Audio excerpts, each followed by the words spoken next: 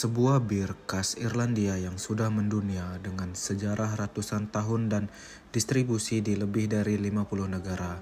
Guinness pernah menjadi simbol kebanggaan Irlandia dan ikon global dalam kategori stout, tetapi di balik popularitasnya, Guinness menghadapi tantangan besar di pasar asalnya.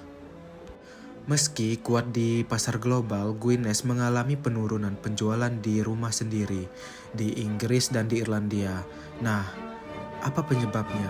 Nah, yang pertama itu ada larangan merokok di pub membuat konsumsi bir di luar rumah menurun. Yang kedua, konsumen muda lebih beralih ke minuman ringan, koktail, dan produk baru yang dianggap lebih modern. Yang ketiga, citra Guinness dinilai tua, tidak cocok dengan selera generasi baru. Guinness berada di bawah Diageo, salah satu perusahaan minuman terbesar di dunia. Diageo harus mencari cara untuk menjaga kejayaan Guinness di tengah perubahan pasar global. Secara global, Guinness menjadi pemimpin pasar stout di Eropa Barat, Afrika, Asia Pasifik, dan Australia. Tetapi kontribusi stout terhadap pasar bir global sangatlah kecil, hanya 0,6%, yang artinya peluang pertumbuhan Guinness sebenarnya terbatas, kecuali mereka berinovasi. Di berbagai negara, Guinness menghadapi persaingan dari brand lokal. Di Afrika, kompetitornya sangat kuat, sedangkan di Eropa Timur, Guinness kalah dari preferensi lokal. Dan di Asia Pasifik, pasar stout masih kecil dan belum berkembang. Nah, bagaimana Guinness merespon? Guinness meluncurkan beberapa strategi penting. Pertama, inovasi produk, seperti Guinness Draught in a Can dengan widget teknologi nitrogen. Kedua, kemas ulang botol untuk membuat brand terlihat lebih modern. Ketiga, membuka konsep pub baru pertama Irlandia untuk menarik konsumen muda.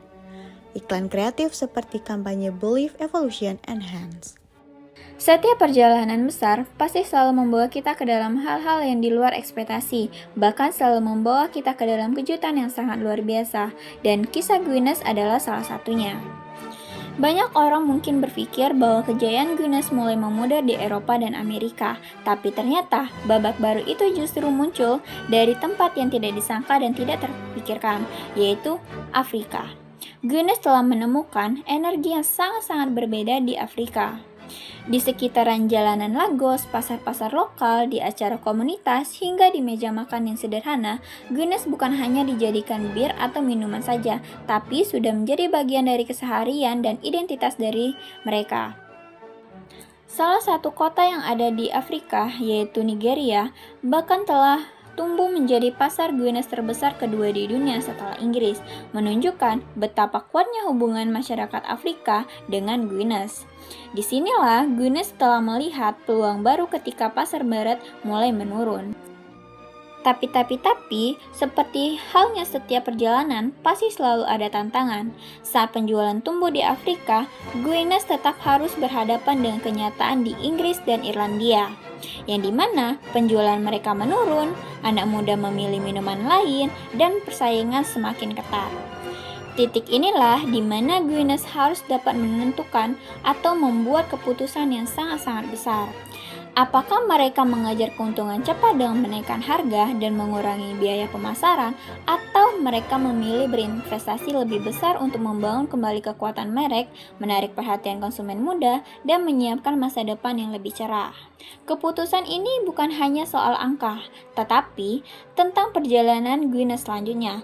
Apakah mereka sekedar bertahan atau tumbuh menjadi merek yang lebih kuat daripada sebelumnya? Kasus Guinness mengajarkan bahwa bahkan brand global bersejarah pun harus terus beradaptasi.